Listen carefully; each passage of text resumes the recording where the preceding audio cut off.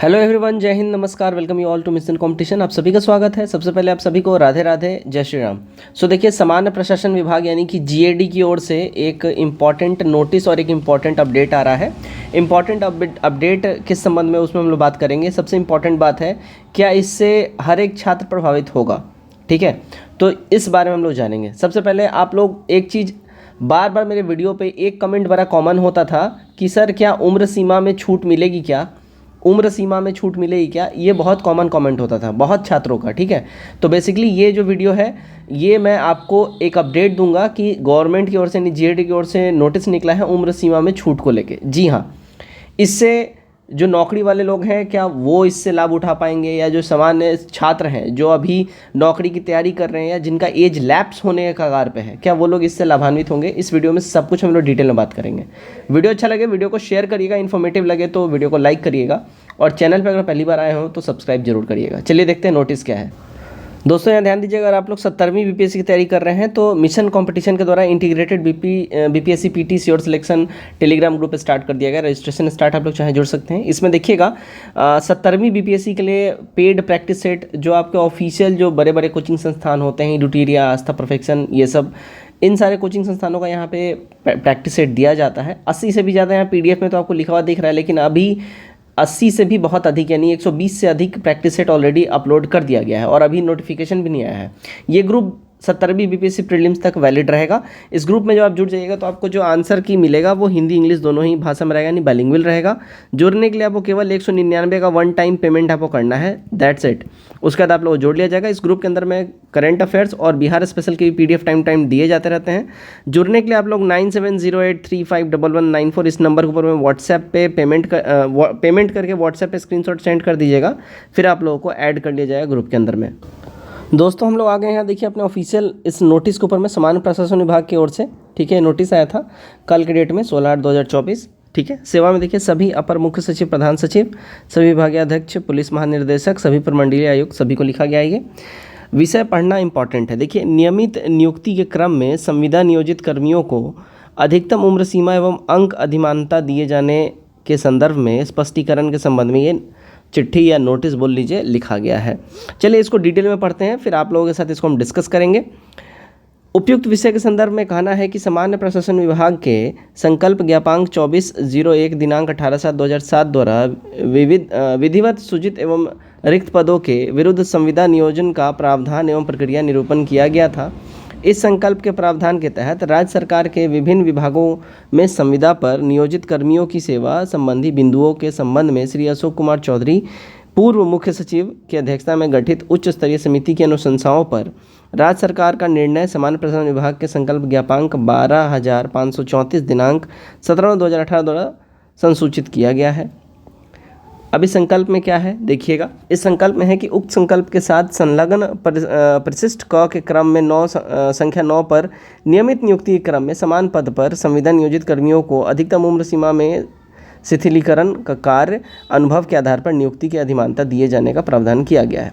यहाँ समझिएगा, देखिए जो कॉन्ट्रैक्चुअल बेसिस जो भी जॉब, अगर आप किसी गवर्नमेंट बॉडी के अंदर में है, यानी बिहार सरकार के किसी भी डिपार्टमेंट में अगर आप जॉब कर रहे हो और कॉन्ट्रैक्ट बेसिस पे अगर आप जॉब कर रहे हैं, तो इसमें ये नोटिस उन सारे सभी जो है संविदा वालों के लिए है कि अगर वो लोग जॉब कर रहे हैं, उन लोगों को एज में और साथ ही साथ एज के साथ जब एग्ज़ाम हो, ठीक है, उसमें ग्रेस मार्क्स का भी प्रावधान करने की बातें करी गई है। अब यहाँ समझिएगा, जिस भी डिपार्टमेंट में जॉब कर रहे हैं, मान के चलिए फॉर एग्जांपल आप लोग एएसओ के पद पे है ना, अगर आप कॉन्ट्रेक्चुअल बेस पे अभी करेंटली उस पद पे अगर आप लोग कार्यरत हैं या उससे नीचे वाले पद पे कार्यरत हैं, ठीक है, समझिएगा, सेम डिपार्टमेंट में सेम पद पे होना चाहिए, और आप लोग कॉन्ट्रेक्चुअल बेसिस पे हैं, यानी कि बिहार राजकर्मी का दर्जा आपके पास नहीं है। तो जब ये जो जॉब निकलती है, जो जनरल कंपटीशन का जो फॉर्म आता है, तो उसमें जो राजकर्मी बनने का जब हक होता है, तो अगर आप लोग उसमें फॉर्म फिल करेंगे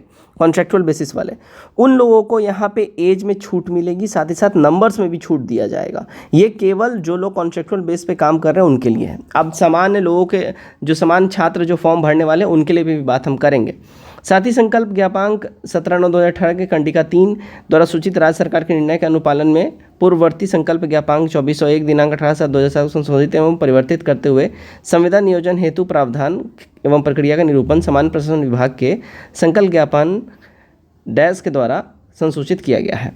प्रासंगिक संकल्प की कंडिका 4 में संविदा नियोजन कर्मियों के समान पद पर नियुक्ति की प्रक्रिया की अधिकतम उम्र सीमा में छूट तथा कार्य अनुभव के आधार पर अंकों में अधिमानता का स्पष्ट प्रावधान किया गया है। ठीक है, यहाँ पे आपने क्लियरली पढ़ा कि यहाँ पे देखिए, एक तो एज में इनको रिलैक्सेशन मिलेगा, साथ ही साथ चूंकि इनके पास एक्सपीरियंस रहेगा इस वजह से इनको नंबर्स में भी छूट मिलेगा। ठीक है, अब देखिएगा, उपयुक्त कंडिका 1 एवं 2 में वर्णित निर्णय के आलोक में कतिपय विभागों द्वारा प्रासंगिक सेवा संवर्ग नियमावली में नियमित नियुक्ति के क्रम में संविदा नियोजित कर्मियों को अधिकतम उम्र सीमा में शिथिलीकरण एवं कार्य अनुभव के आधार पर अंकों की अधिमानता संबंधित अपेक्षित संशोधन भी किया जा चुका है।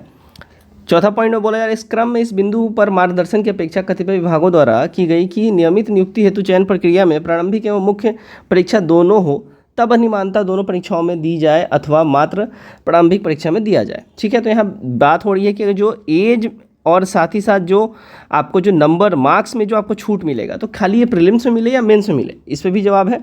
इस संदर्भ में समीक्षा में पाया गया कि यदि प्रारंभिक परीक्षा में अंक की अधिमानता या अधिकतम उम्र सीमा में शिथिलीकरण का लाभ नहीं दिया जाता तो अधिकांश संविदा नियोजित कर्मी मुख्य परीक्षा में सम्मिलित नहीं हो सकेंगे।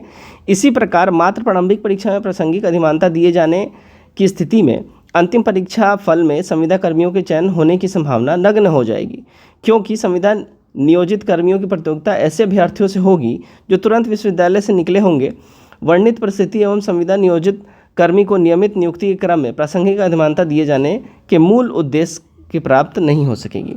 तो यहाँ बेसिकली यहाँ पे क्लियरली ये बोला गया है कि इनको पीटी और मेंस दोनों में ही इनको छूट मिलेगा, एज में और साथ ही साथ नंबर्स में। वो इसलिए क्योंकि इनका जो फाइट होगा वो बिल्कुल यंग लड़कों से होगा जो अभी अभी कॉलेज पास आउट होंगे। ठीक है, ये तर्क दिया गया है। दूसरा यहाँ पे बात ये भी है कि जाहिर सी बात है जो संविदा कर्मी होंगे तो उनके पास एज तो उनका ऑब्वियस बात है ज़्यादा बढ़ जाएगा और साथ ही साथ उनके पास एक्सपीरियंस भी अधिक रहेगा। तो कोई भी सरकार या कोई भी विभाग चाहती है कि हमारे पास एक्सपीरियंस बंदे ही हो। नए बंदे को लेके फिर उनको एक्सपीरियंस बनाना, उनको ट्रेनिंग देना थोड़ा सा ट्रिकी काम होता है। तो इसलिए कॉन्ट्रैक्चुअल बेसिस पे जो भी कर्मी होते हैं उनका कुछ टाइम बाद परमानेंट हो ही जाता है। अब बात करते हैं जनरल कॉम्पिटिटिव एग्जाम्स के जो छात्र हैं जो बार बार आवाज़ उठा रहे हैं कि भाई इतना डिले हो कि बिहार एसएससी परीक्षा ले रही है या बिहार सरकार का बहाली आता है, इसमें हमारा एज लैप्स हो रहा है, एक्सपायर हो रहा है, इसमें कुछ किया जाए, एज में बढ़ोतरी होनी चाहिए, इसके लिए बार बार आवाज़ उठ रहा था। इस संबंध में देखिए बहुत बार अलग अलग पोर्टल से अलग अलग नेताओं के द्वारा छात्र नेता, छात्र संघों ने बहुत ने आवाज़ उठाई है, आश्वासनें दी गई हैं, लेकिन अभी कोई पुख्ता कदम नहीं उठाया गया है। उम्मीद है जो कि नेक्स्ट ईयर जो है, देखिए इलेक्शन है, समझिएगा नेक्स्ट ईयर इलेक्शन 2025 में, उससे पहले इस पर शायद कोई पॉजिटिव अपडेट आ जाए। बट टिल नाउ अभी तक इस पर कोई भी पॉजिटिव अपडेट नहीं है, क्योंकि ये टाइम पे खबर तो उठता रहा है, आवाज़ उठता रहा है कि एज बढ़ना चाहिए, एज बढ़ना चाहिए, क्योंकि बहुत डिले करके बिहार सरकार वैकेंसियाँ देती है, जिस वजह से जो राज्य में बहुत से ऐसे युवा हैं जिनका एज अब ख़त्म हो रहा है, ख़त्म होने के कगार पे हैं, लेकिन वो मेधावी छात्र हैं। इस संबंध में आपका क्या राय है, कमेंट करके अपनी राय जरूर शेयर करिए। वीडियो अच्छा लगे वीडियो को शेयर करिए। चैनल पे अगर पहली बार आए हो तो सब्सक्राइब जरूर करते जाइएगा। जय हिंद।